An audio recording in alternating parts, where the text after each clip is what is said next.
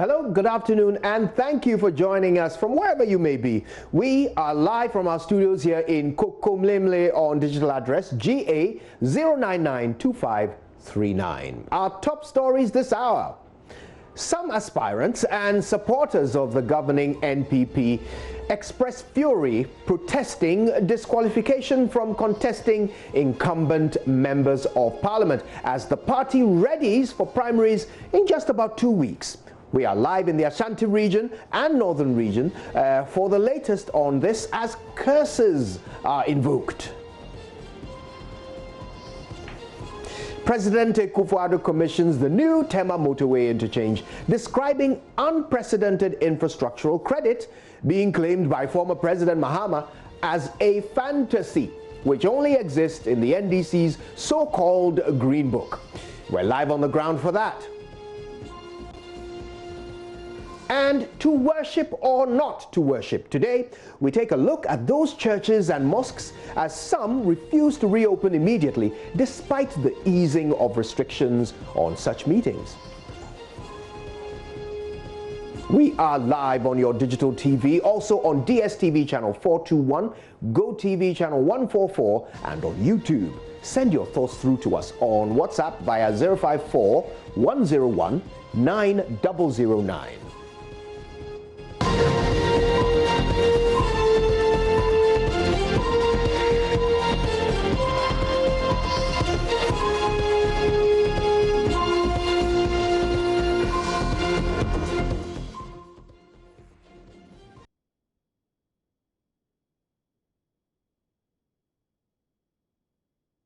All right, let's get this show on the road. Now, mental health experts in the Ashanti region say they are seeing increasing anxiety disorders and depression, especially in young adults, linked to the fear of COVID-19, as Ghana continues to see a surge in cases. Now, they reveal that many of the young patients have conditions stemming from fear of contracting the virus and losing their livelihoods. Ohiming Teria of our health desk has more. Here's his report. Meet 24-year-old Frida Ejay. She is among many young people whose social life has been affected by the fear of contracting COVID-19. My name is Frida Ejay. I am 24 years old and I live in Kumasi. I'm a service personnel. Recently, there's this COVID-19 issue. It's very, very, very scary, especially for me. Even the name causes panic to me. It has affected my personal life, social life, and even work life, to the extent that I can't even sleep, I can't eat well. Unlike many others who are seeking psychological care, Frida is not. She hopes to wake up one day to see COVID-19 disappear. Right now, we are hoping for a cure. If there is a cure, we know that there is hope. If not, I don't really know what to do. Ghana has, as of Thursday, June 4, 2020, recorded 8,885 COVID-19 positive cases with 38 deaths. Ashanti region has seen its cases rise in recent days to 1,452 with 17 deaths. Out of the number, about 1,000 of the infected are between 10 and 39 years. Doctors say the trend is inspiring fear, which is affecting the mental health of many young people like Frida. When we recorded our first 2 cases, in fact, I was really scared. That day I didn't come to work. I was sleepless. Those who do not already have mental health issues have started having mental health issues. Just the direct effect of the COVID. The majority of them come with anxiety issues. At the specialist psychiatric unit of the Komfanochi Teaching Hospital, doctors say they are seeing more COVID-19 mental health related cases. Daily reported cases have shot up from 10 to about 30. Those who already have diagnosis, most of them are relapsing, and for various reasons. Some of them are afraid to come to the hospital setting, to even come for their regular reviews, because they believe that the hospital is a front line. It's where the COVID cases are, it's where the virus is, and so they don't want to even come. they wait at home until they've run out of their medication. So our old clients are relapsing. Some are coming with comorbidities. Somebody that we were treating with depression will now come in with full-blown anxiety disorder. Some of them have had businesses breaking down, going down, and they begin to think. So somebody you were managing for maybe schizophrenia, then now comes in with depression. So our mental health issues have been on the rise, both old cases and especially new cases. We are getting a lot of new cases altogether in this pandemic era. The surge in cases is placing a strain on the already overstretched facilities and staff. Dr. Owusu-Antwi, who is also Vice President of the Psychiatric Association of Ghana, sums up the frustration of caregivers. We are honestly overwhelmed. As mental health workers, we know our limits, and so we've put ourselves into teams. But when you come on duty, you realize that it's really overwhelming. If it has not tripled, maybe quadrupled. Wow.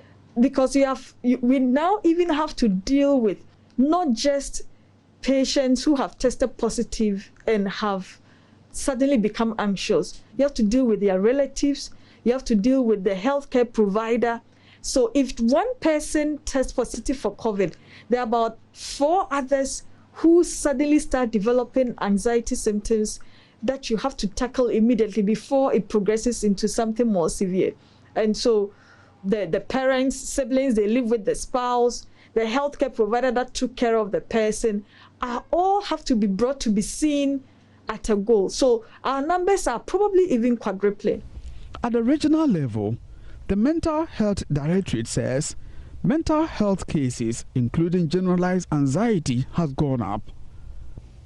Depression, which did not show in the first 5 cases in 2019, now sits third in the psychiatric cases recorded in the first quarter of 2020. If you look at the figures as compared to 2019, you can see that the cases are increasing. Because in 2019, from January to June, we had 5,180 cases. That is new cases of mental illness. Then in 2020, from January to April, we have 4,022 new cases. So you can see that we have 2 more months to end up with the half year. But if you compare the figure to the 2019, January to June, you can see that this figure is a bit higher.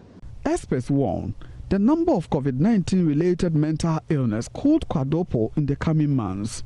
The situation calls for immediate attention. From Kumasi, for Joy News, Oyemi reporting. Now, nearly 120 health workers in the central region have tested positive for the COVID-19 disease. 45 of them are on admission in the various health facilities across the region, while the rest are being taken care of in their homes. Deputy Regional Health Director in charge of Public Health, Dr. Godfred Sapong, is asking health professionals to, as a matter of necessity, observe the preventive protocols even among themselves to reduce a further spread of the virus. Richard Kojunyako has been on the beat. Here's what he's found. The 111 health workers are among the region's caseload that is nearing 500. Cape Coast leads the pack of cases in the region, followed by the Commander at Negua-Fabre municipality that has close to 100 cases. Deputy Regional Director of Health, Dr. Godfred Sapong, cites the non-adherence to the safety protocols, even among health workers, as a major factor accounting for the rising cases among health staff. And that's where, because that's where we feel that a lot of our health workers are not, unfortunately, are not observing these protocols when they enter their communities and in their homes. And even within our health facilities, when they are interacting with themselves. And so you enter a typical facility where nurses have a changing room and they change into their scrubs. And you don't see some of our nurses, wearing the face mask when they're interacting with themselves. And that's quite worrying. And that could possibly be one of the reasons accounting for the spread among our health workers. Of course, they live in the communities. It's also possible they're picking it from the communities when they don't observe the preventive protocols. So far, 7,963 people suspected to be having the virus in the region have had their samples taken, and out of the figure, 2,174 are awaiting their test results. Dr. Sapon listed the hotspots in the region as Cape Coast, KEA, Abdo Asebu Kwamankase, Ejumako, Infantiman, Ewutu Senya, Asan North and Asan Central. He indicated the health administration takes the situation where the health staff, the very workforce that is expected to take care of the sick getting infected, very serious. And it's quite worrying for us because if health workers go down, and they are our frontline workers, then the fight against COVID will be compromised. And that's something we don't want to, those are territories we don't want to enter into. So we're taking this a lot more seriously, and we're giving it all the necessary attention that it needs and requires. And we continue to engage with facility managers and our district directors to do the needful and provide and make sure that our health workers are observing all the necessary protocols. Every single facility in Central Region, every single facility providing essential service in Central Region has been supplied with face masks, with hand sanitizers, and they have hand washing facilities within their facilities. The Deputy Health Director indicated their preparedness to embark on a massive testing of the population in the region to halt community spread and to avoid any overstretch of the health facilities and the personnel in the region. Richard Kwejonya-Akon, Joy News, Cape Coast. Now, medical research is yet to establish whether pregnant women with COVID-19 are at greater risk of becoming seriously ill than other healthy adults with the condition. But it is also worthy of note that the majority of pregnant women experience only mild or moderate cold and flu-like symptoms: cough, fever, shortness of breath, headache, loss or change to one's ability to smell or taste, among other things, some of which fall into the symptom category of other COVID-19 patients. But does COVID-19 pose a risk to the baby? And how are pregnant women with the condition delivered of their children? What about it if they are scheduled to undergo cesarean section? Can their conditions pose danger to them or the healthcare workers? Well, JoyNews' Beryl Ernestina Richter had an exclusive access to a cesarean section at the LWAC Level 2 COVID-19 Isolation and Treatment Center and engaged the medical team.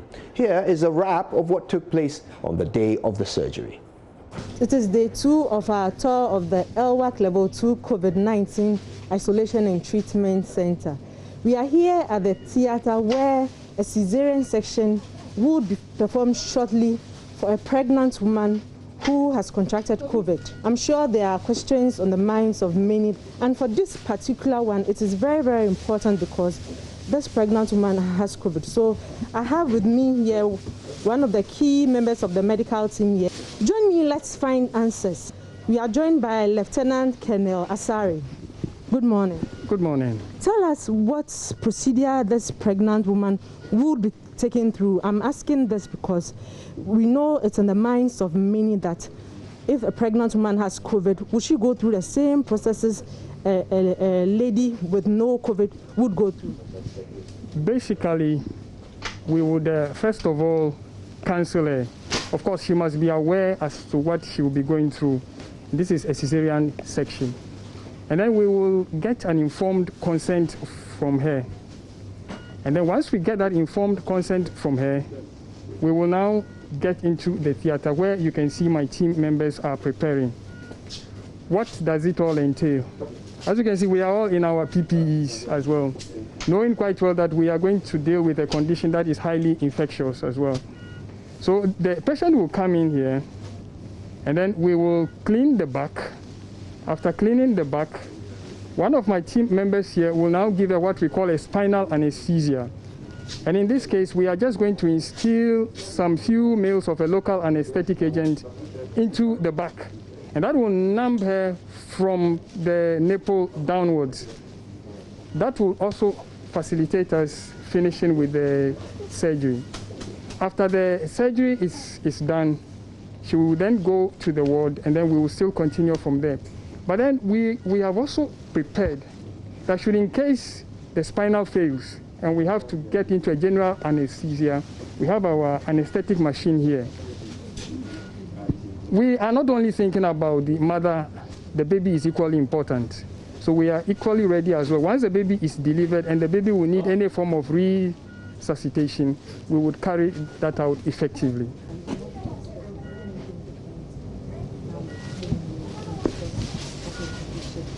Okay.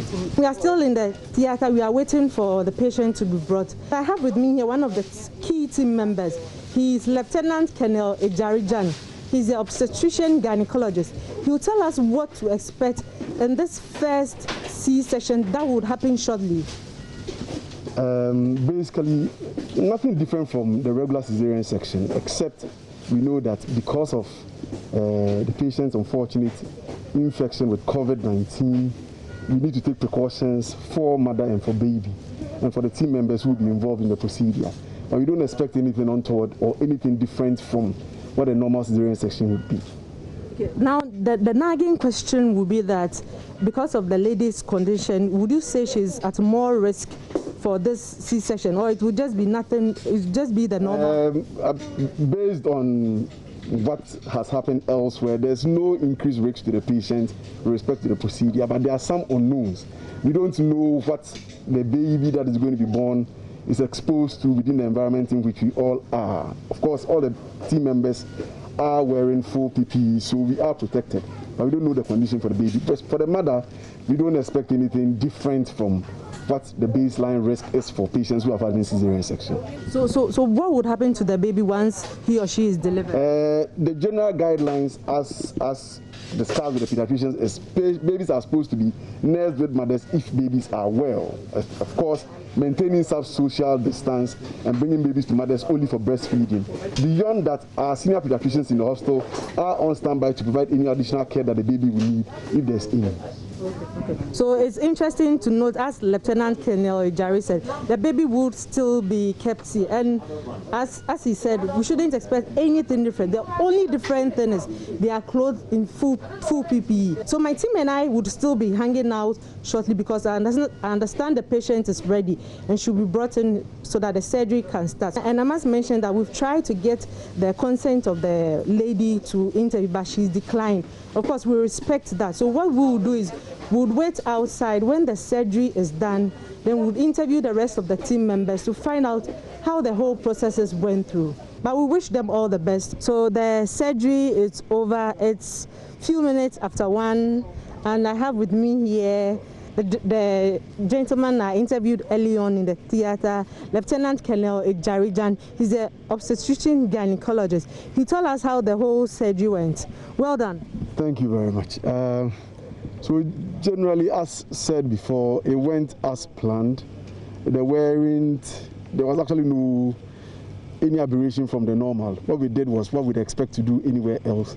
And as I said earlier on, except for the fact that the patient unfortunately has been tested COVID positive, there wasn't anything else that went. So how many minutes did this surgery last? How long did it last? So from the baby out and everything, so about an hour. Yeah, about an hour. So what's the sex of the baby? The baby's a boy. Well, the midwives are just supposed to receive the babies, clean up the baby. We had a pediatrician in there who has examined the baby. So they actually keep taking care of the baby. The baby is actually very well. Came out breathing, kicking and screaming. So the baby doesn't need anything special. And currently the baby is going to be roomed in with the mother throughout the period till the mother is discharged. So you just heard here Lieutenant Colonel Ejarijan. He just told us how the whole surgery went, and according to him, it was a successful surgery, and a baby boy has been delivered here. So this is the first baby boy delivered at the LWAC Level 2 Center? Yes, this is the first delivery done here, of any form. Wow. Thumbs up to your team. Thumbs up to you. Continue with the good work. Yeah, quite an experience there, and we'll bring you more shortly. Let's have a look at the case count right now for COVID-19 here in Ghana.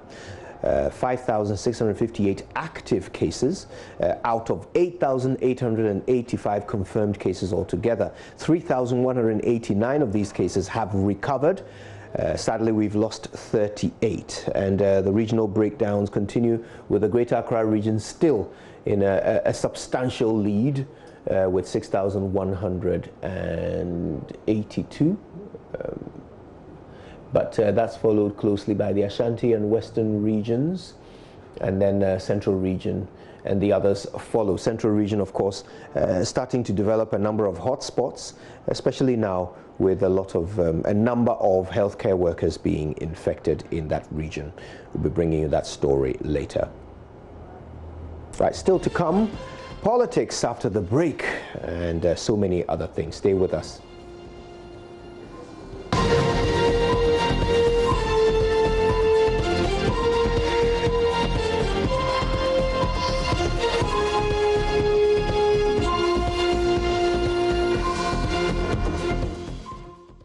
Welcome back. Let's do some politics. Now, a number of NPP supporters have hit the streets protesting what they call injustice, as some aspiring candidates have been disqualified in constituencies where incumbents are ministers of state. According to them, they want the party to level the playing field and give the electorate the opportunity to choose who they want to lead them. Well, we'll be speaking to some of the disqualified aspirants, but first, let's take you to Kumasi, where supporters of the disqualified aspiring candidate for Jabin staged a demonstration to get the party to reverse its decision. Ohiming Teria has been following this development. He joins us live with more. Ohiming, talk us through the latest in this matter. Yes, Kwajo, in the Jabin constituency, supporters are unhappy because they believe their preferred candidate is being sidelined, and the executives of the party are imposing the incumbent MP, Ama Poma Boatin, on them so that there won't be any contest in Jabin to allow the MP to go unopposed. And this is what has incited the supporters. And today at Nobuam, also in the constituency, about 300 supporters of the party gathered to invoke curses and also called for the support of the river deities to support them in their cause so that justice will prevail.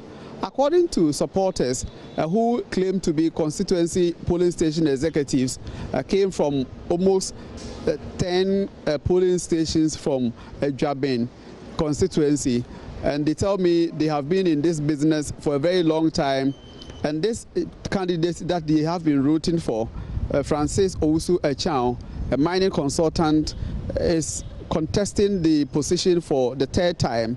So they believe the executives will have given him the opportunity to go to the primaries, and if he fails, then they will be satisfied. But this time around, because the executives are not prepared to allow the rules of the game to play along, then they have decided to also take this particular action. So today, about 300 of them mass up in the river Abresia, where they invited over 7 deities, the spirits of 7 deities, to bring them justice in this cause. And some of them especially says if this will not work for them, then more actions will follow after today's incident. And beyond invoking the curses, they also slaughtered sheep and also poured libation to incite the gods to support them in this cause. And this is action that the traditional authorities have also spoken against, and they say they will summon the leadership of this group to the Nobuam Palace and also ask them why they took this action, because invocation of curses has been banned in the Ashanti region.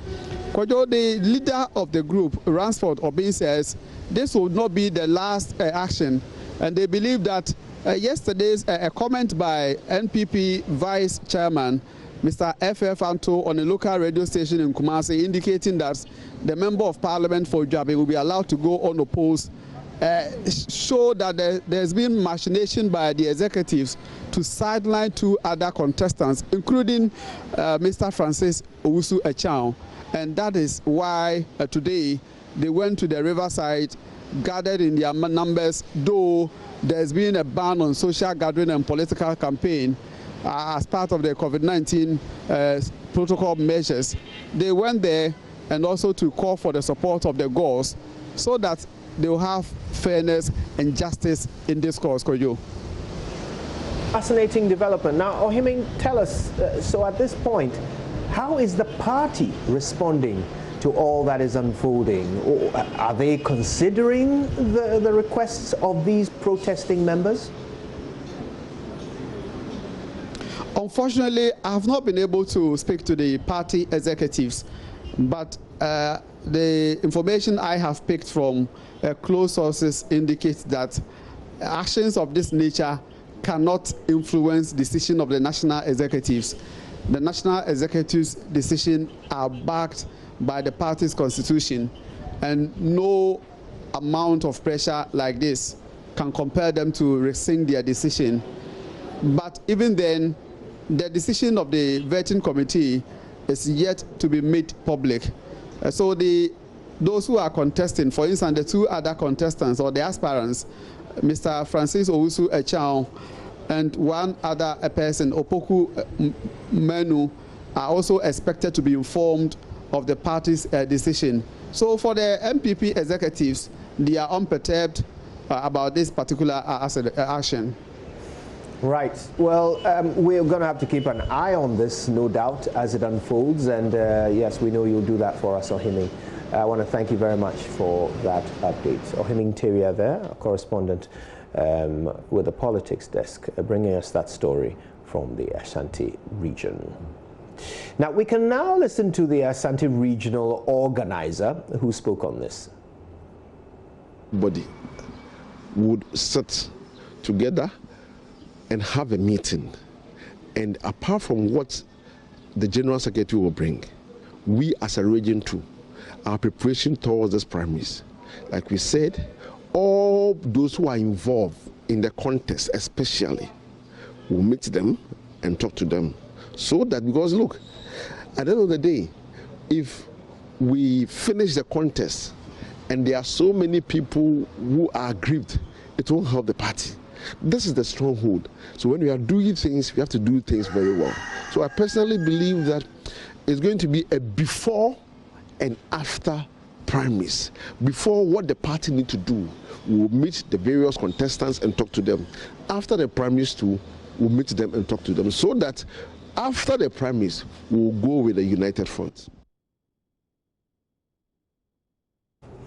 Now, Eliasu Tanko is our Northeast regional correspondent. He reports that over 300 supporters of the New Patriotic Party in Nalerigu and Gambaga in the region are protesting the alleged disqualification of a parliamentary aspirant, Peter Wuni Baga, who was suspended from the party last month.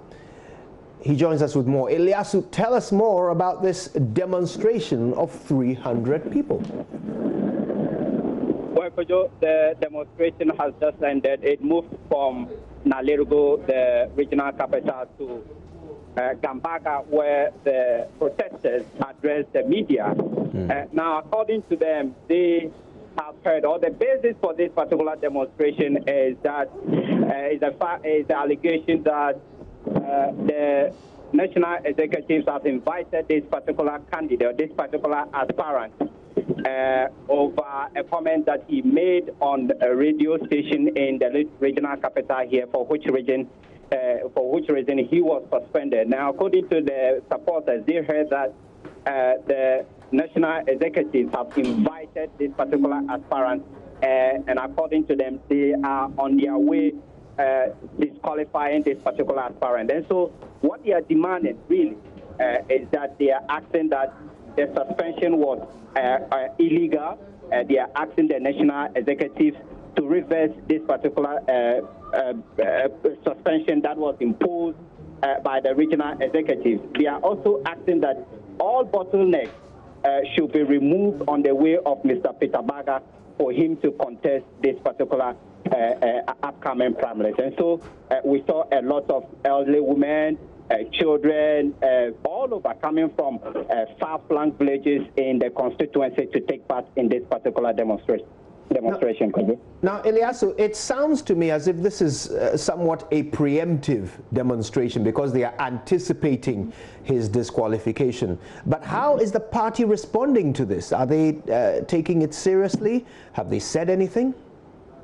Well, since 12th of last month, when the aspirant went on radio and granted this very explosive interview, there have been sharp divisions among the executives and party supporters in this particular constituency. After that particular incident, party supporters came to warn the executive that there will be implications. They mentioned that they will be going onto the street to demonstrate. We saw immediately after they took this particular decision, over 75 members of the party in the constituency came to quit the party and join the opposition NDC. And so they have been, as I said, preemptive response, or these are some of the things that we should be expecting. But since the incident, the party executives have stayed away from, responding to this particular issue, especially to the media. And this particular demonstration has not been different.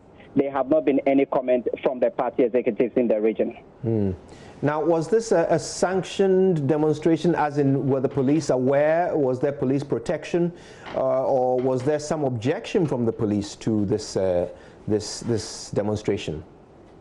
Well, after they moved the demonstration from the regional capital to Gambaga, I spotted the the municipal police commander approach him and tried to find out whether he was aware of what was going on. He told me that he wasn't aware, and I asked him whether he thinks this particular demonstration was illegal, and he said he was not going to respond to that. But like I said, the municipal police commander and his men, about 4 of them, came around and they stood around and watched this particular demonstration. But as to whether they sanctioned this particular demonstration, the police did not say. Eliasu, thank you so much for that update, and let's stay on it. That's Eliasu Tanko, Northeastern Regional Correspondent. Now, not every candidate has taken the disqualification lightly. We're joined on Zoom now by some of these disqualified aspirants. First, though, Bernard Odro-Nyako is a disqualified aspirant in Takrade. We also have Eric Ofuri, a disqualified aspirant in Etiwa. Let's speak to them. Eric, first of all, tell us about the decision taken. Why were you disqualified? Yes, thank you so much for giving me this platform. In fact, it's very, very unfortunate that the National Parliamentary Committee took up this decision. When I went to the vetting, seriously, I wouldn't describe it as a vetting. It was like a war, because immediately I entered in, they rained insult on me. And this is the second time I was contesting for the parliamentary candidate with the same incumbent. But I was so dismayed that immediately I entered, a regional chairman rained insults to the tune of saying certain words I wouldn't like to say on this platform. I don't know, what it looked like. They will tell you, oh, your own constituency executives wrote this. So this is premeditated. Whatever actions the vetting committee did, I will say they planned it. It was a diabolical strategy they took, because they liaised with the regional executives and planned it. So what were the specific reasons given for your disqualification? One, they said I led a demonstration in 2017 when I was contesting for the DCE. And secondly, they said you were contesting for DCE? Sorry, let's take them one by one, please. You contested for DCE? Yes, in 2017. You contested? Yes, we were 17 people. I'm confused. I thought DCEs are appointed by the president. Yes, but I submitted my application to be a candidate. So let me put it, I was a candidate for the DCE position. Out of 16 contenders, I became successful among the last 4 among the modalities put forward by the party. So we went to the Flagstaff House for interview, and then I happened to be among the last 2 runners up. But there was a group that was called Concerned Citizens for Etiwa East. And the group staged a demonstration saying that for the past 16 years, the DC appointment had been going to Etiwa West. So this time, they are appealing to leadership to consider somebody from the East. And I don't know, I wasn't even part of this demonstration. I didn't sponsor, I didn't know anything. And look at it, from 2017 till now, I never knew I organized any demonstration of that nature until I got to the vetting room. So when I went there, Nano Bribuahin and the regional chairman, they said, I organized a demonstration, so I'm not fit to contest. But we are all in Ghana here. We know the Public Order Act that guides demonstrations. If anybody wants to do demonstration, they appeal or they write to the police to get clearance, which I believe, and my research showed to me that the group did. They were granted permit and escort, about 12 police officers, including the police commander for Etiwa, that is Enyinem. They guarded them, and they had a successful demonstration. In fact, no destruction to life and property. So what I'm getting is that you were not a part of this demonstration, right? I never even knew about this demonstration. Then so perhaps I told the vetting committee. Then perhaps we shouldn't get into how the demonstration went since you were not there. But you can tell us what the other reasons were for your disqualification. Can you list them quickly for us? Yes. The other reason was that they said when the president's nominee was mentioned, I paid a losing bonus. But I want to tell you to the fact that the nominee was confirmed once in the voting. When the assembly members in the districts all converged at Kwabin, the nominee was confirmed in a one-time voting. So I don't know why they also put it on me that I paid a losing bonus. If I paid a losing bonus, of course, it was going to push the elections to maybe a second or third round voting. Which help us understand, what is a losing bonus? You paid a losing bonus? Yes. What is that? In a situation where... Come again. Just explain what a losing bonus is, please. Yes. To them, that means I paid an amount of money to the assembly members that, okay, if you are able to vote against the candidates who was mentioned, then you give them a certain amount. Right. Which I never did. Okay. And any other reasons? All this without... Come again? Any other reasons given for your disqualification? Yes, the third reason was that they said I was part of a group that invoked cases, or I sponsored for cases to be invoked on the vetting committee.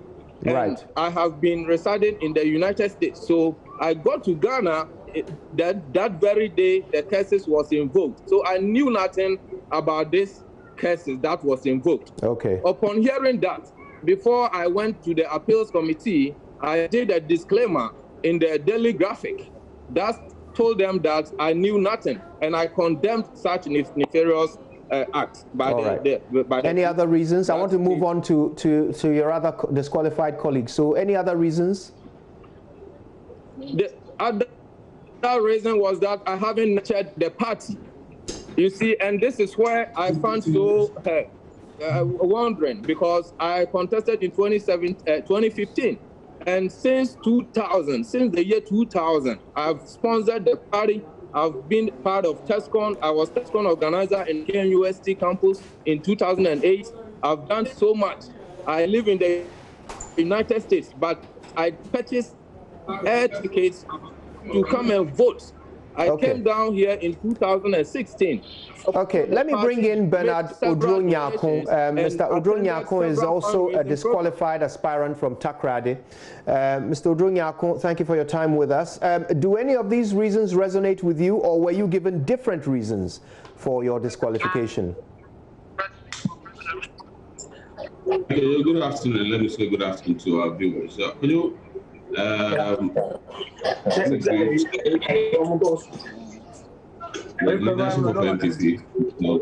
right, we can hear you. Please go ahead.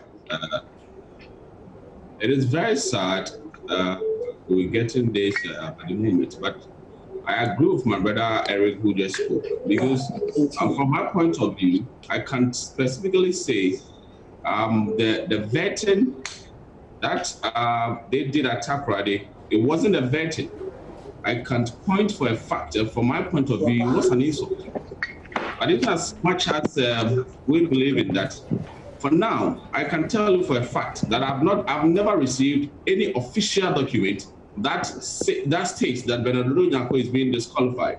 Until what I got from radio yesterday, and before God and man, I filled a form. A form was submitted to the executives, and for it to be appropriate, I expect that they write to us or they point it out to us. Bear whatever means that the party will bring to us. Then we will know whether or not we've been disqualified. And then they will give us reason. Because as I sit here, I don't know any reason. I have no, I wasn't informed. I don't have any reason that Bernard, you've been disqualified due to ABC.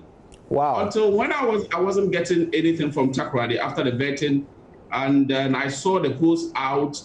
So I also appealed, and I sat before the committee, and they told me, they said you weren't truthful.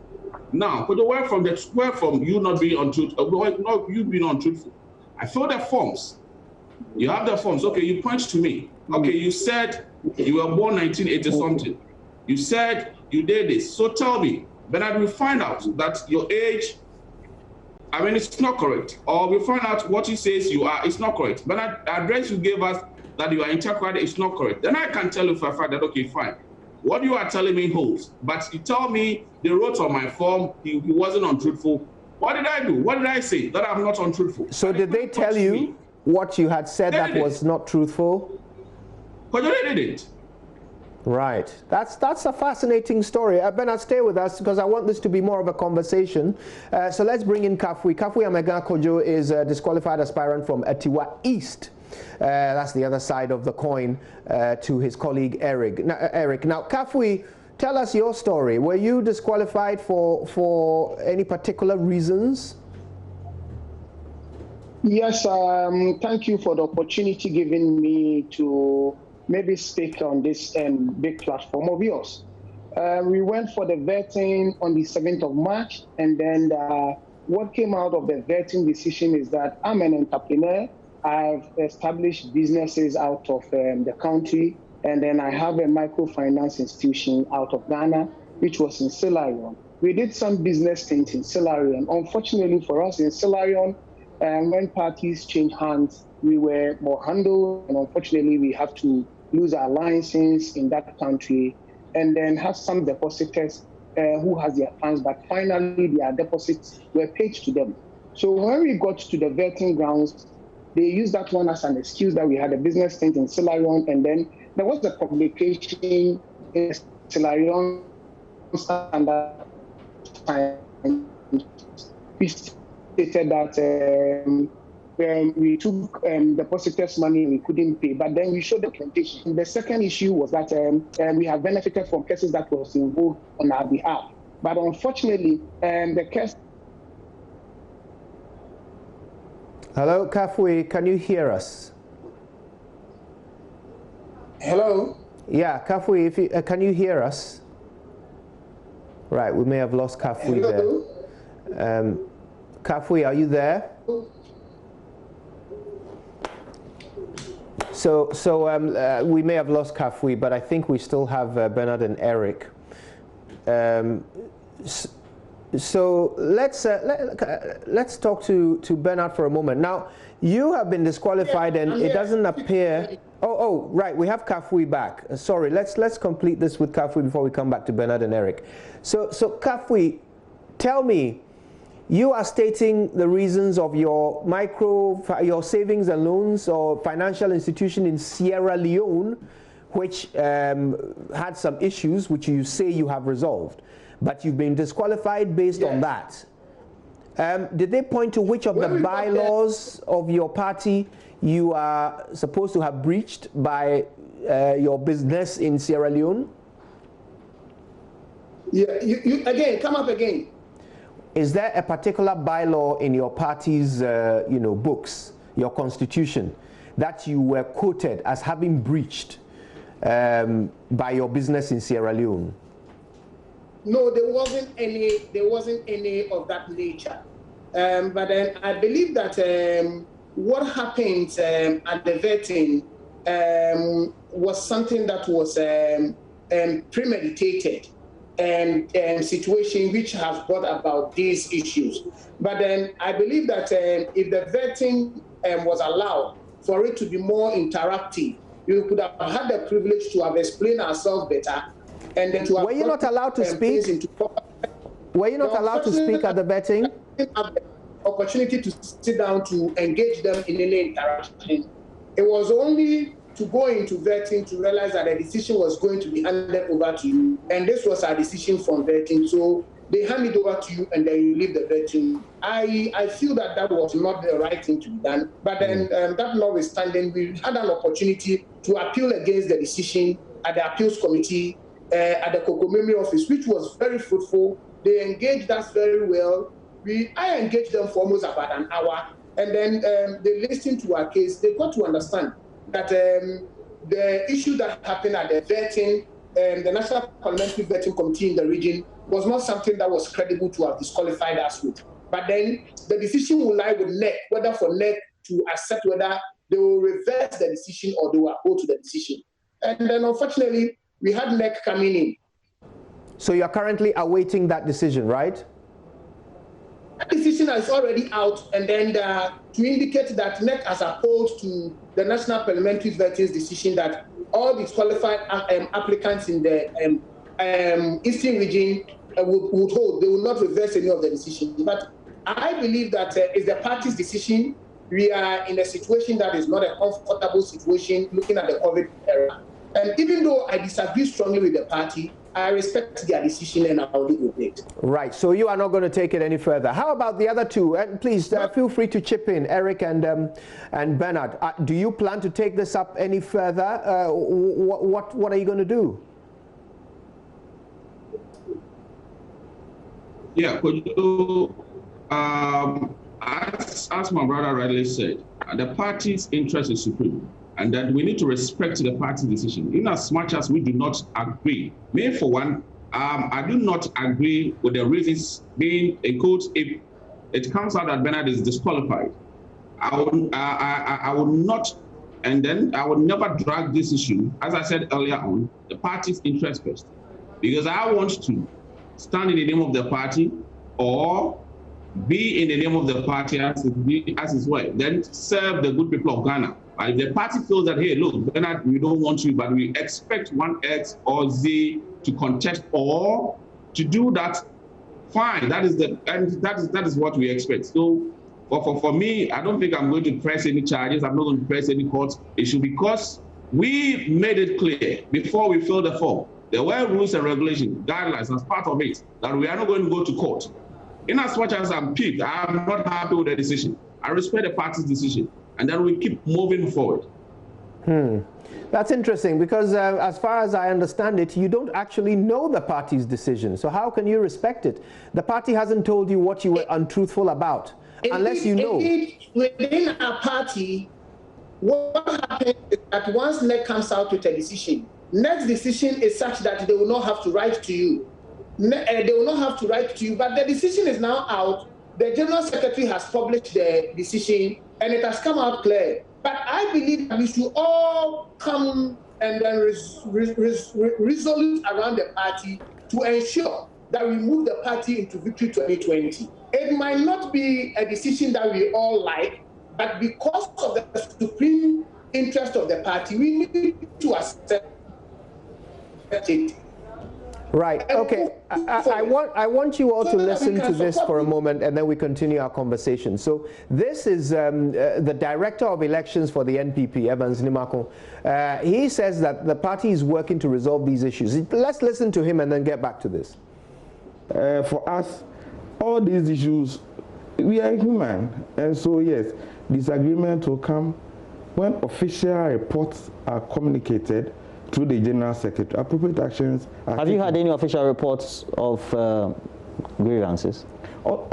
If we are asking in reference to this ongoing process to conduct our primaries, yes, some people submitted petitions to the General Secretary to be forwarded to the National Parliamentary Appeals Committee, which was chaired by Mr. Peter McMahon, our former chairman, 2016 campaign manager, and still 2020 campaign manager. It tells you.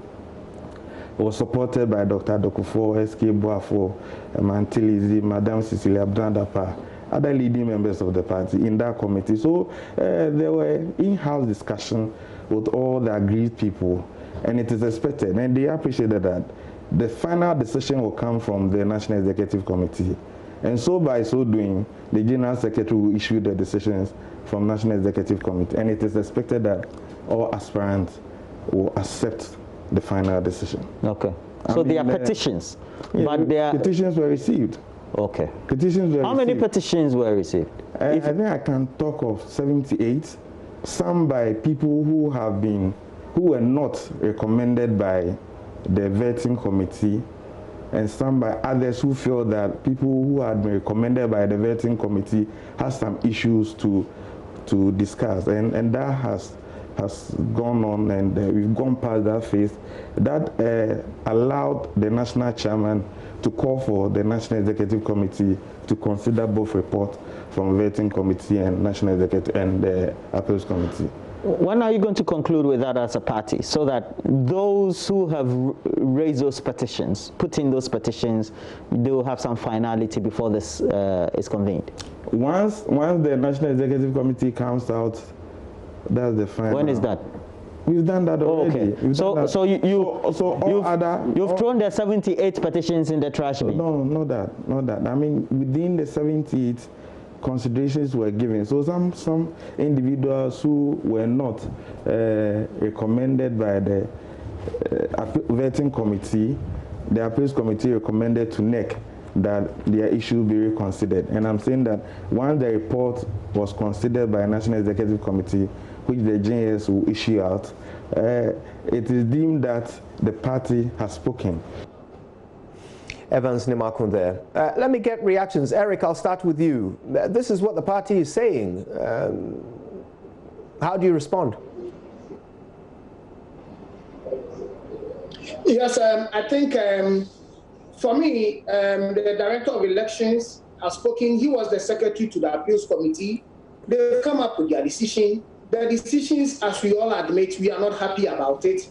But for the supreme interest of the party, we respect that decision, and we want to move forward. Okay, it is our interest to ensure we support the party to maintain power for 2020.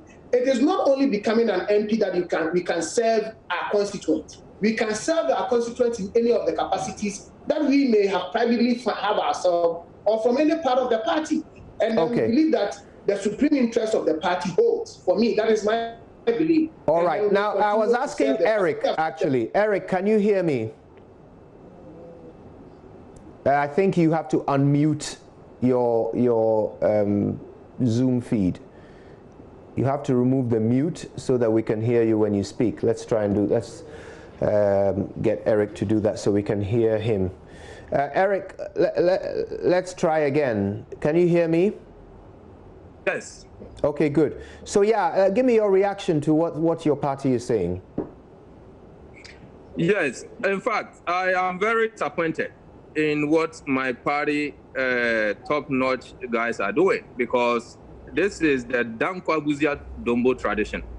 We believe that when the time is right for contest, we allow everyone to contest. And most of these sitting MPs claim they are working. They are working hard, they're doing good and all that. It looks like some of them are afraid of a contest. And looking at all the processes, we followed through. We filed an appeal. And it's about 3 months now. No communication has whatsoever been done. And I believe it's very discouraging. As a party, we should respect our own constitution, our regulations that was put in trial to the vetting. And I think whatever action they have taken is in direct contravention to our norms. So personally, I'm very, very disappointed. What are you going to do about it? Undemocratic. What's the plan? What do you intend to do? Yes, technically, I have consulted with my lawyer, and I was waiting to get an official information regarding the appeal which I made, and I still haven't gotten any concrete news from them. If you can take your finger off the screen so we can see you clearly. If you can hear me, please, you'll have to take your finger off. There you go. Much better. Thank you. No, your finger is back. I notice that Bernard and Kafui, the two of you seem to be more of the give it to God, I still belong to the party frame of mind. But Eric is disappointed. He wants to do something about it. Do you feel that that's not an option to the two of you? Let me start with Bernard. What is more important is that... Forgive me, Kafui. Let me start with Bernard. Bernard, can you hear us? Like you do, yes. You see, the fact of the matter is, not that I'm all that happy. I'm not happy with the decision, though, as I said. But like what happened in elsewhere, burning offices, equipment and stuff. That is what we are believing this shouldn't happen. No matter what, NEC is the highest decision-making body in our party. NEC has, and there's nothing that we can do. In as much as that I'm not happy, there's nothing that I can do after NEC has spoken, right? So I need to help fight the biggest fight ahead of us, fighting our opponents. Well, there are some options available to you, Bernard, if I may point them out. For example, you could seek legal redress. Your party is a party of laws. So if you feel that they have violated their laws, you can seek legal redress. That's an option. Another option is you could stand as an independent candidate if you feel that your party is not living up to the tenets of what you believe in. If you feel your party is not being honest with you, you could run as an independent candidate. Those are options available to you. So it's not that there's nothing you can do. You see, I agree with you. But you see, in politics, we deal with numbers. And then when we lose one particular constituency, being Chakwad, of course, I can contest as an independent candidate. And then, you know, anything can happen. But I run my party. And as I said, MPP is a party that I cannot run down because I respect my leaders and I respect decisions. So if they should tell me, because as Eric said, it is not only becoming an MP that you can serve your constituents. Anything can happen. You can be given you might not know the reason why, but you know, my chance to because I'm not happy with the decision. But right. The party's interest, why I'm considering that I'm saying this. Okay. Not because I have any special arrangement, not because I want to do anything to my party. That is why I can. Okay, I think we'll have to wrap up at this point, but I want to thank you all for your time with us. We appreciate it very much. This is a conversation that no doubt we can continue another time. So Eric, Bernard and Kafui, wish you the best of luck. Thanks for your time. Right, now let's turn our attention to the Eastern region where all the decisions of the vetting committee were upheld by the NEC. That actually affects two of the guests we just had. Aspirants like lawyer Philip Addison, former FIDA Executive Director Gloria Ofuribwedu have also been disqualified. Now Arba Kumson spoke to a rather unhappy Gloria Ofuribwedu who tells us that the decision is unfair.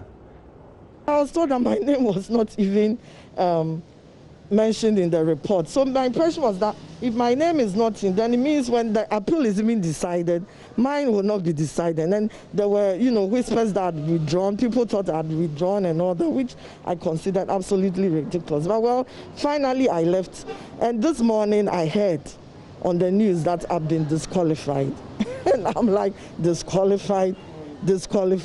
That's absolutely ridiculous. But I realized that there's a pattern, you know.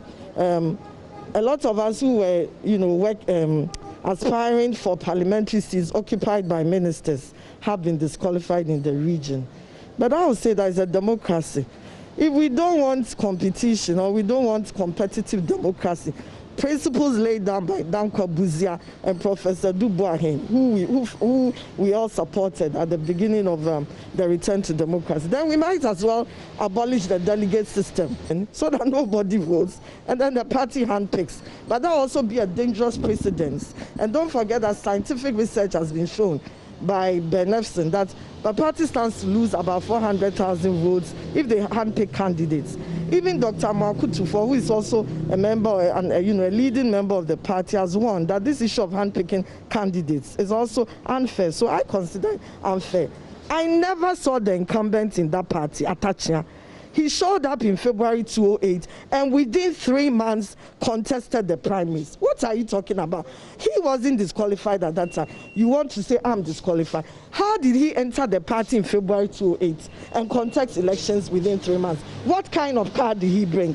What kind of card? What privileges is the party trying to sacrifice me to give to him? He should show us how he entered the party in February 2008 and was able to contest within 3 months. Then I'll consider it as fair.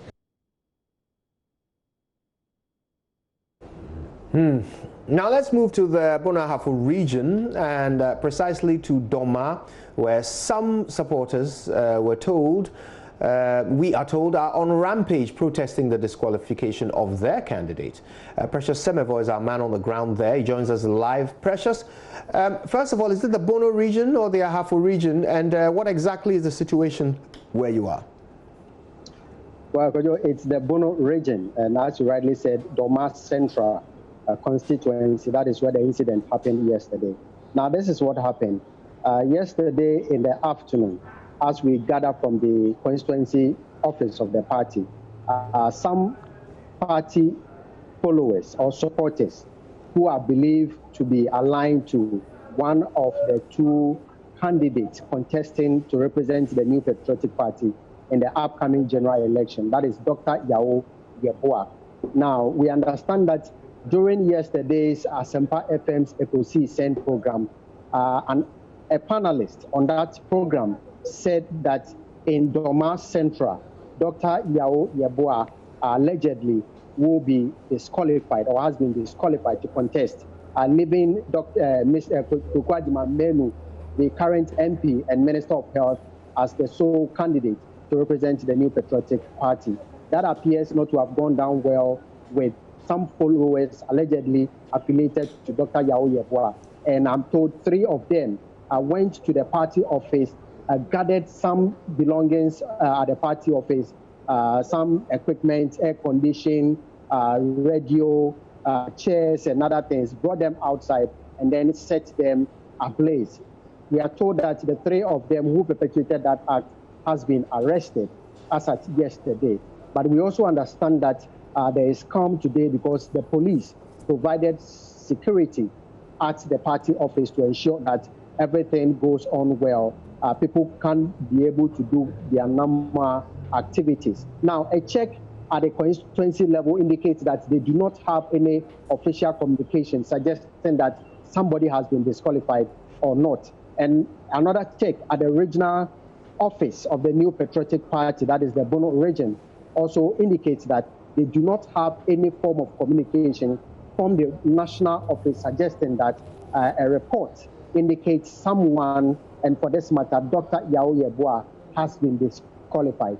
So the action by the fans of Dr. Yao Yeboah allegedly may have acted on wrong information. They can only wait for official communication to come from the national, then to the regional, before to the constituency, before they can act on it. But as we understand, there is peace in Doma as we speak. People are going about their normal activities in Doma Central, and the constituency executives are yet to officially hold a meeting to decide on what to do. But the police are still investigating the issue, and sooner than later, they will be coming out as to the way forward. Kojo. Thank you, Precious. Thank you for that. Now, we're joined on the phone by Seth Asare. Seth is a constituency organizer for Doma, where some party supporters have vandalized the party office. Seth, thank you for speaking to us. First of all, the most important question, when are we going to find out the results of this vetting? Has Dr. Yeboah been disqualified? Well, as your correspondent just said, the constituency has not had any official communique indicating who has been disqualified and who is going unopposed. But we have rumors that during the NEC meeting, National Executive Committee meeting, and the National Council meeting, there was best consensus that the Minister of Health should go unopposed, thereby disqualifying Dr. Yeboah, who is his contender. So say that again. Dr. Yeboah has been disqualified. Is that what you're saying? That is the rumor going around. But you're a party executive for that particular district. You should know more than a rumor. What are the facts? That's what I said. I said the constituency has not had any formal communique to that effect.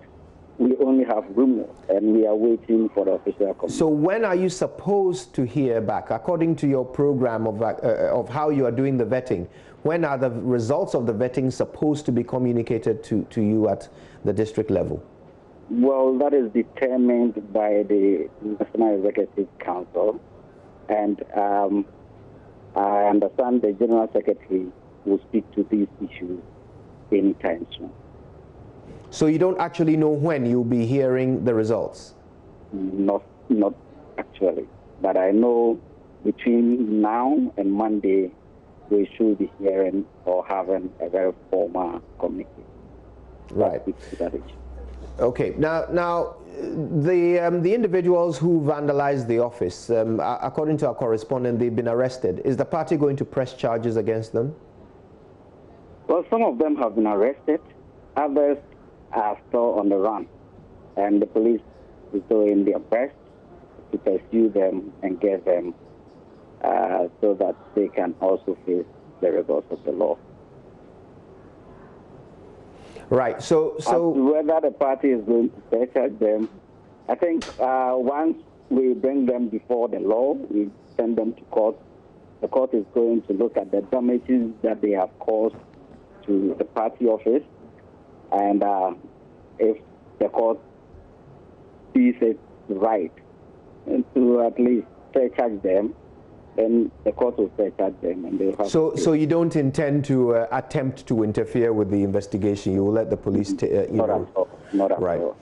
Okay. This now, is a criminal offense, and we have to leave it to those who are in charge. Right. Now, Dr. Yeboah awaits his fate. You, as the constituency organizer, are saying that there is a rumor that he has been disqualified, but you don't have concrete information yet. Well, so how did his vetting actually go? Your executives were involved in this. Were there issues with his vetting? Well, questions were asked, he answered them, and so, I am not part of the vetting committee. I was only an observer, and I don't know the criteria for qualifying or disqualifying an aspirant. I only went there to observe. But you observed. So what were some of the issues or problems that were dealt with or raised by the committee? I don't think there were so much issues that were problematic. They asked normal questions of his contributions to the party, why he has been staying out for so long. Whenever he comes to contest and he loses, he goes and never comes until 4 years before he comes again to contest, and those kind of questions. Right. He answered them. So it will come as a surprise to you if the rumor turns out to be true and he's disqualified. Will you be surprised based on what you observed? I will not be surprised. You will not be surprised? No, not surprised. You know why? Tell me. Because the incumbent MP has worked so hard here to lift the image of the party. As of now, he is the health minister. And you know, in this time of COVID-19, I can say he's the first gentleman of the land. Well, no, you can't say that. That's not his position. He is not. But in this time, he is working hard to curb this disease so that it will not spread out of hand. Now, once he's doing this kind of job, and I think the party thought it wise that he shouldn't have divided attention. He should concentrate on what he's doing as a health minister to help the entire nation. So if he has to be coming back to the constituency and going because he has primaries to run and he has campaigns to run, then I think it will be quite unfair, actually. Looking at his contributions to the party since 2008 till date, I think if he goes on a poll, it wouldn't be surprising at all. But that is not grounds to disqualify a qualified contestant, is it?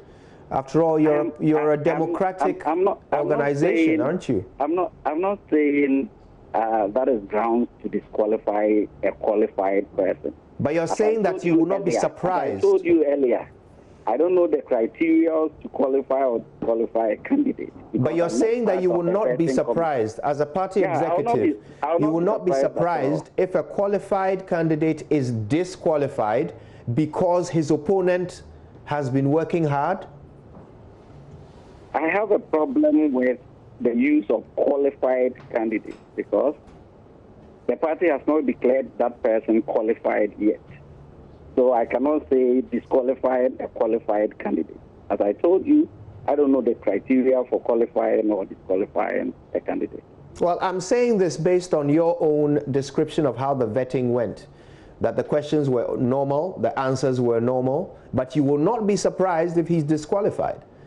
So you understand why I'm asking you, if a person doesn't appear to have done anything warranting a disqualification. With the adjective qualified. Okay.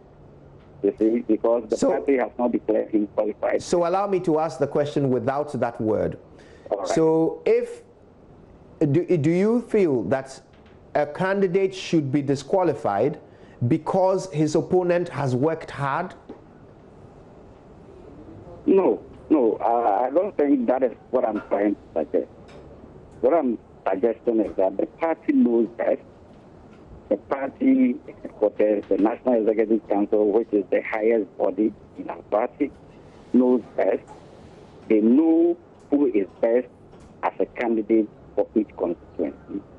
And I think that is why they set up committees to first bring their reports, and they look through their reports and qualify or disqualify candidates. So why is your party holding a national conference in a couple of weeks, for delegates to choose their representatives in other constituencies? Why go through that if the party's leadership already knows who is best to represent you? Then why bother with elections, parliamentary candidate elections?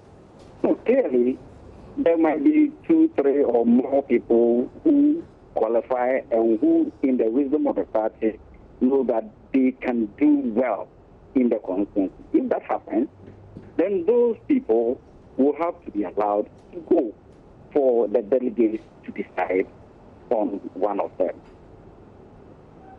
Okay, Mr. Seth Asare, thank you very much for your time with us. Seth Asare is the Doma Central Constituency organizer. Now, the Electoral Commission has described the just-ended pilot voter registration exercise as highly successful. According to the EC, even though there were some challenges, the machines worked perfectly from the start till the end of the exercise. Joining us now is Yao Bruja Jimfi of the NDC. He's the National Youth Organizer. Let's find out his assessment of the registration. Mr. Bruja Jimfi, thank you very much for speaking to us. From your observation, how did the exercise go?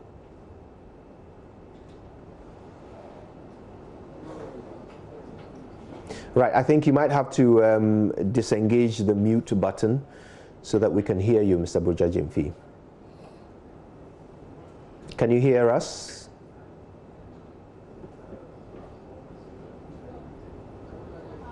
Right, Mr. Brujajimfi, I'm hoping you can hear us. If you can unmute your feed so we can hear you too. Hello? Can you hear me, please? Yes, I think we can hear you now. So shall I repeat the question? Mr. Brujajimfi, I'm asking from your observations, how did that exercise go? Well, I'm saying that I'm not the national youth organizer. I'm a member of the national communications team. Forgive us. We observed the entire exercise, the pilots, and the history on 2 days, from our observations and reports from across the regions.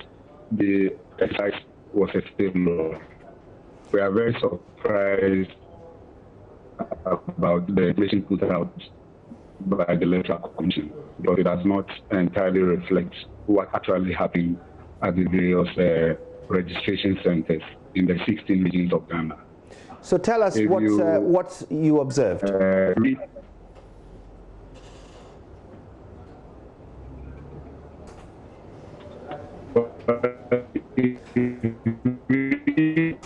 Right, I think we're going to have to spend some time repairing that connection so that we can hear Mr. Brujajimfi clearly.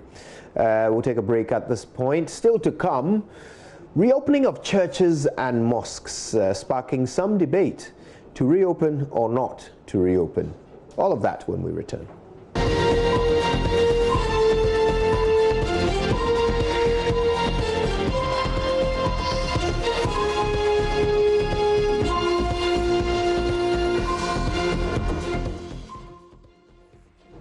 Welcome back. Now, the Accra Metropolitan Assembly says they have deployed their officials to begin the collection of data on churches so the authority can ensure compliance with the guidelines for the easing of COVID-19 restrictions. Speaking to the media during a Zoom Lion disinfection of mosques and some schools in the metropolis, the mayor of Accra, Mohammed Ajay Sowa, stated there are also plans to disinfect the markets again. Maxwell Agbagba was with him. He has more. The Bema Camp, Kolegono, and the Ahmadiyya Muslim Mission Headquarters mosques were among some places disinfected by the team of sprayers. The Religious Affairs Ministry on Monday outlined detailed guidelines for the safe reopening of churches and mosques. The leaders of these bodies are expected to ensure their members adhere to the social distancing and safety protocol during worship. However, Second Deputy Amir of the Ahmadiyya Muslim Mission, Alhaji Abdul Wahab Issa, said it will be difficult to adhere to the protocol, hence they are suspending congregational prayers for now. In our bit, but as a matter of fact, we need to be clear on this matter that the restrictions that the president has communicated to the nation will not be easy to apply in any mosque or any place where religious gatherings are held, because the numbers that he mentioned in the statement are not going to be easy to ensure in any such places of worship.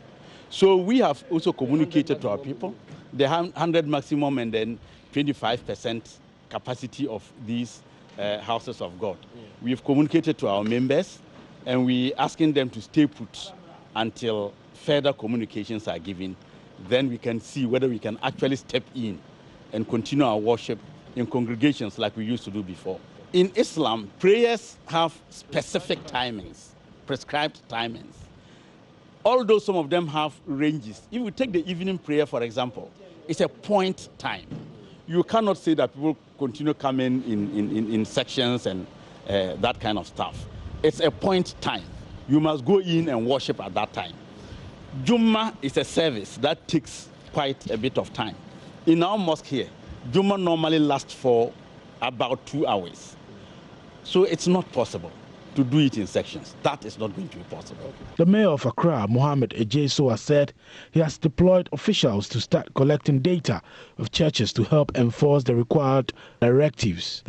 Before you start, so that by the time you are starting, we'll have a fair idea that in terms of social distancing, how many people are allowable within the mosque or the church. And that's what the assembly is also doing at the moment. The disinfestation started from the markets across. We did 137 markets within the Greater Accra region. We started the first. And then there's plans also to do another round of disinfestation as well within the market.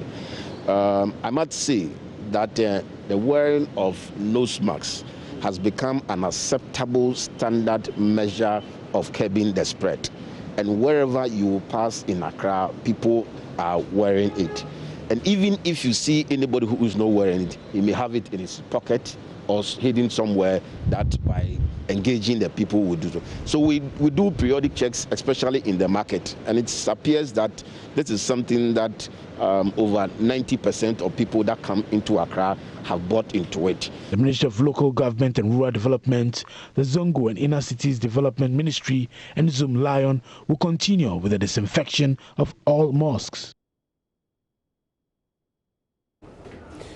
Now, despite the government's announcement that religious activities may commence in stages starting from the 5th of June with the Friday congregational prayers, Muslim groups in Techiman in the Bono East region are suspending the Juma prayer for one more week. These, according to the leadership of Al-Husuna wal Jama'ah, is to enable mosques and their leadership to have the opportunity to carry out disinfection exercises as well as provide all required safety protocols stated by government in order to ensure the safety of their congregations. Now, correspondent Anas Sabit has been engaging the Muslim community.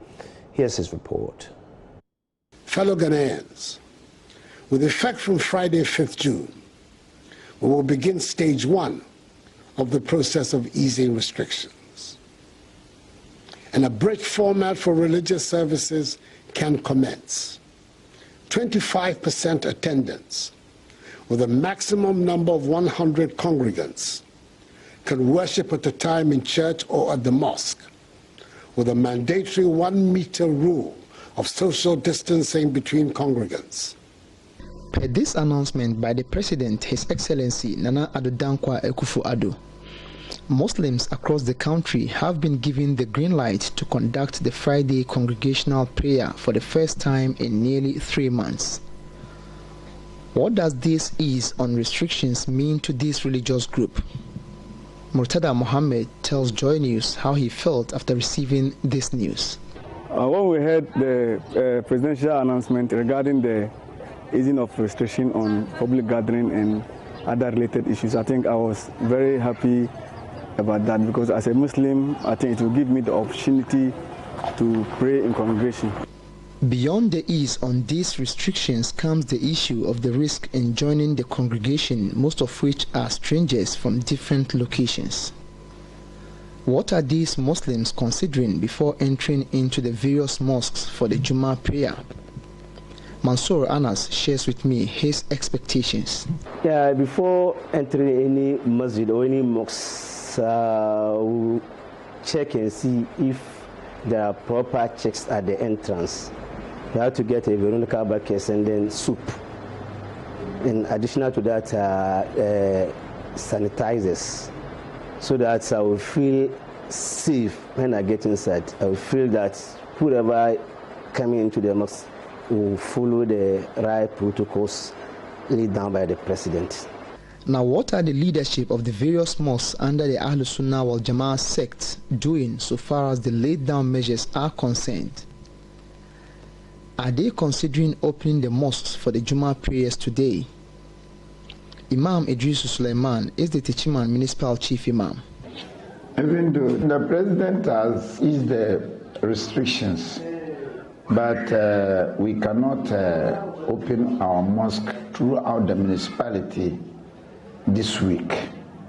But we've decided to do some of the requirements to fulfill most of the requirements by next week before we start, we open our mosques.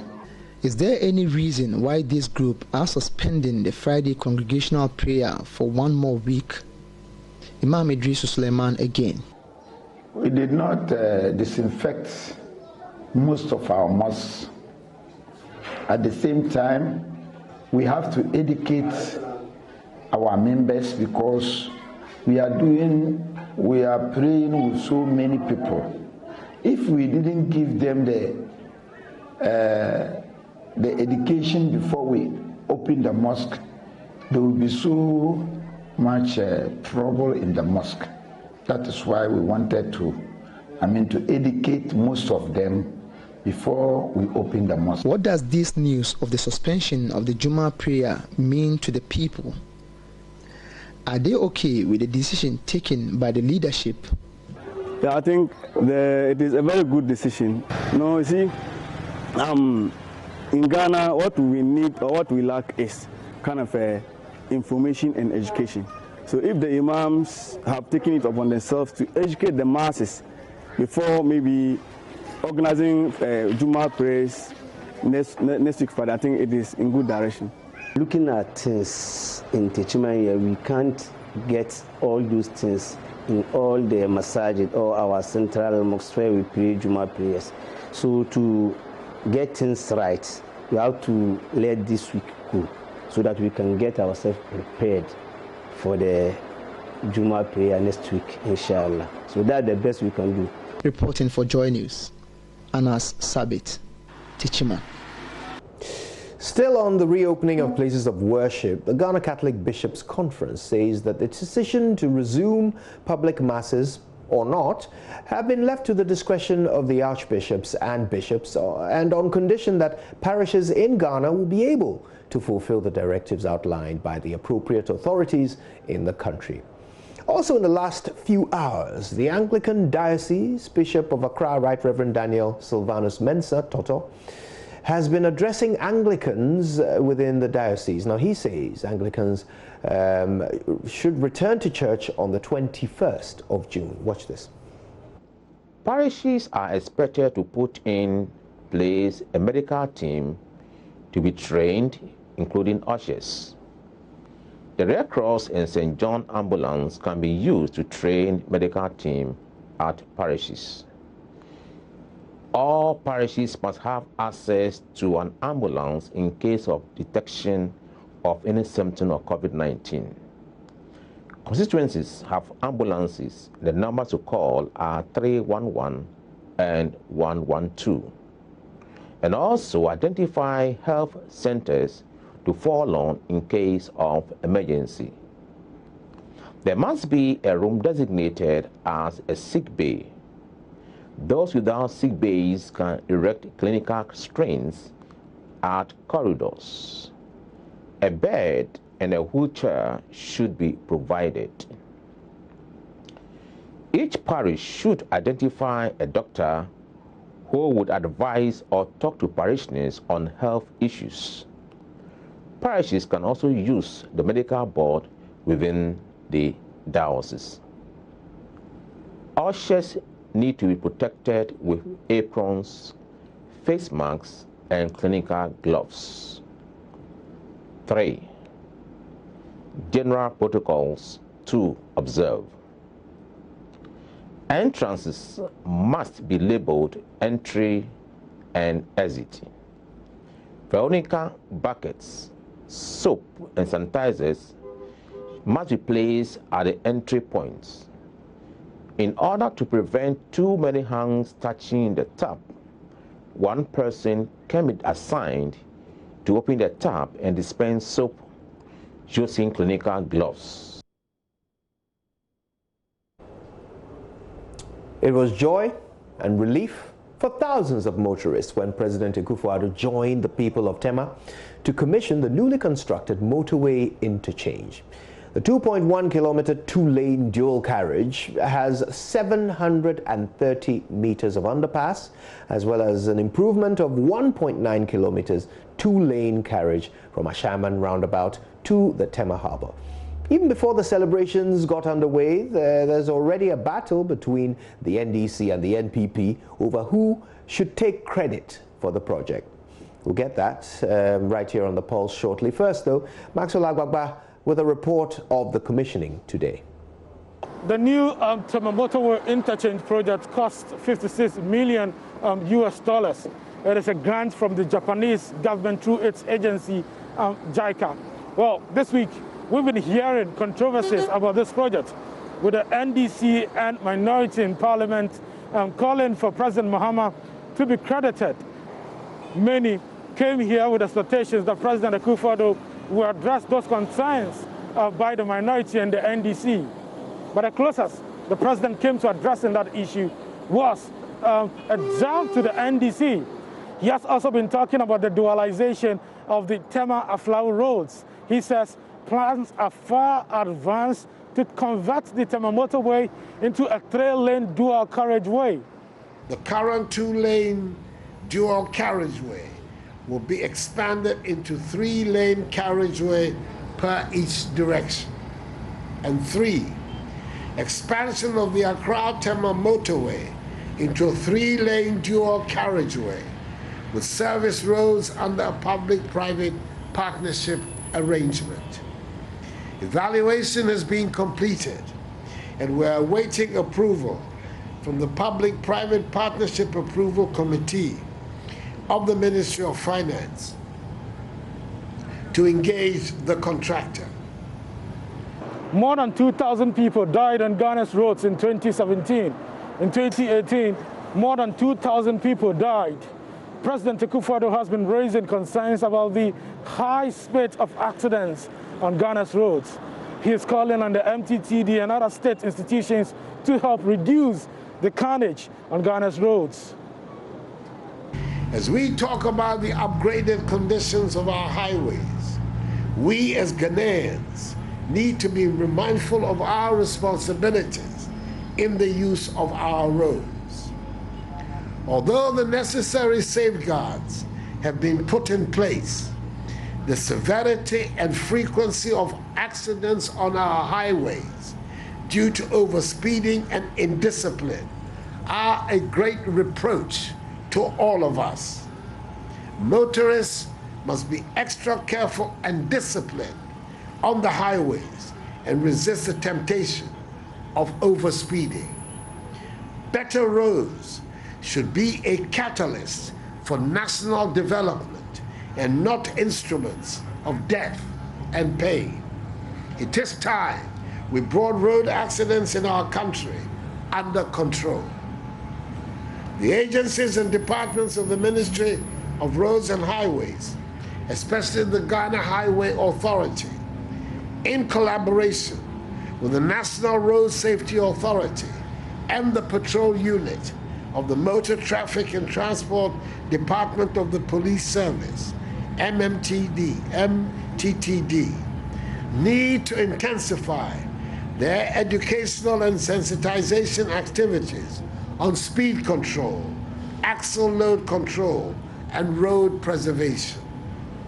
I appeal to MMDAs to ensure that we do not have a proliferation of billboards, posters, and other marketing ads in and around the vicinity of this project.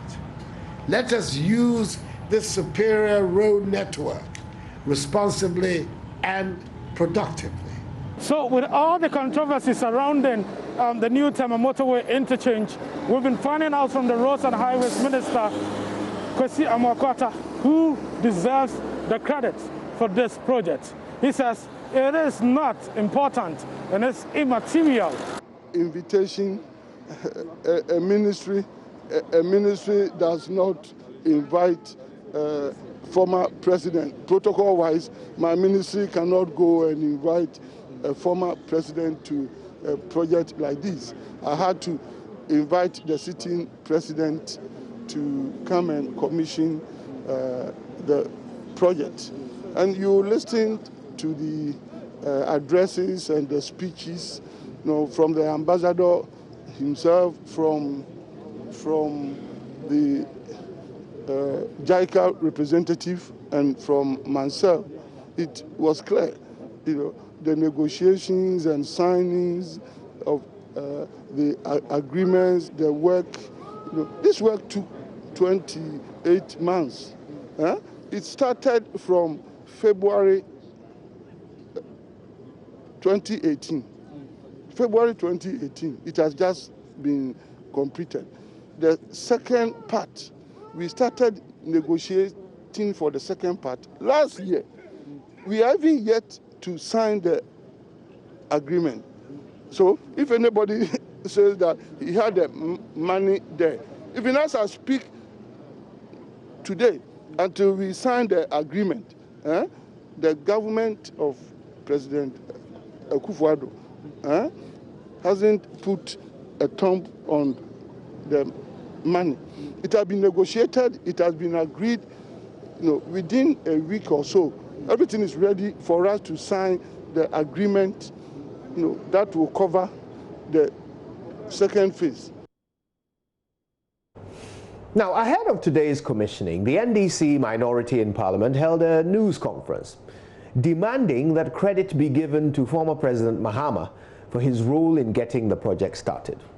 The party's regional office in Accra also held a news conference yesterday, demanding that former President Mahama be invited to the ceremony. Well, he was not invited. He did not gate crash either. But President Akufo-Addo, however, took time to address Mr. Mahama. Ladies and gentlemen, it is not lost on anyone that the smooth flow of traffic in our cities and urban areas, as well as safety on our roads, are critical to the development of the country and to enhancing the growth of key sectors of the economy. However, we find ourselves in a situation where the upsurge of vehicular traffic, coupled with rapidly increasing urban population, are putting a lot of pressure on facilities in our cities, especially on our road infrastructure, and sapping productivity. That is why the completion of phase 1 of the Tema Interchange project is such a welcome development. We made a pledge to the Ghanaian people to expand and improve the road network while closing the missing links in the network. We had to make this pledge because we know that the so-called unprecedented infrastructure development of the Mahama administration was fantasy, existing in the Green Book and not on the ground. We know that the provision of quality road infrastructure is an important tool for the socio-economic development of our country, and government will ensure the even spread of such projects across the country. Wouldn't it be nice if they fought over who should maintain the roads?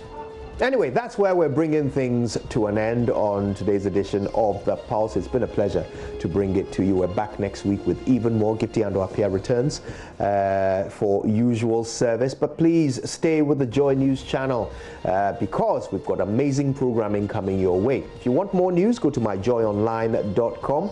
Got headlines coming out of our ears.